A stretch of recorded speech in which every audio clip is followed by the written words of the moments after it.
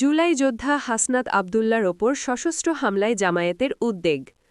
চট্টগ্রামের চন্দনাইশে জুলাই গণ অভ্যুত্থানে আহত ও গেজেটপ্রাপ্ত বীর হাসনাত আবদুল্লার ওপর সশস্ত্র হামলার ঘটনার তীব্র নিন্দা জানিয়ে ও গভীর উদ্বেগ প্রকাশ করেছে বাংলাদেশ জামায়াতে ইসলামী।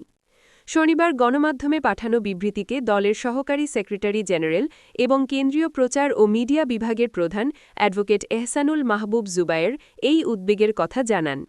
বিবৃতিতে তিনি বলেন, গত ১৬ জানুয়ারি দিবাগত রাতে চট্টগ্রামের চন্দনাইশে জুলাই গণ অভ্যুত্থানে আহত ও গেজেটপ্রাপ্ত বীর হাসনাত আবদুল্লাহ এবং তার সঙ্গে থাকা মাইনুদ্দিন নামে আরেক যুবককে দুষ্কৃতিকারীরা লাঠিসোঁটা ও চাকু দিয়ে অতর্কিত হামলা করে মারাত্মকভাবে আহত করে।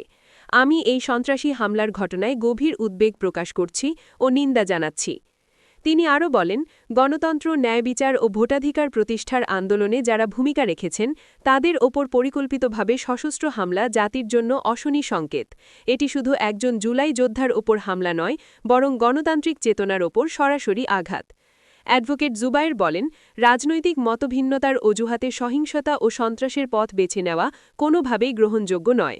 এ ধরনের ঘটনায় জড়িতদের দ্রুত শনাক্ত করে আইনের আওতায় না আনলে দেশে নির্বাচনী পরিবেশ ও রাজনৈতিক স্থিতিশীলতা মারাত্মকভাবে ক্ষতিগ্রস্ত হবে। তিনি বলেন, আহত হাসনাত আবদুল্লাহ ও মাইনুদ্দিনের দ্রুত আরোগ্য কামনা করছি এবং তাদের পরিবারের প্রতি গভীর সমবেদনা জানাচ্ছি। একই সঙ্গে জুলাই গণ অভ্যুত্থানে আহত ও গেজেটপ্রাপ্ত বীরদের নিরাপত্তা নিশ্চিত করার জন্য আমি সরকার ও সংশ্লিষ্ট প্রশাসনের প্রতি জোর দাবি জানাচ্ছি।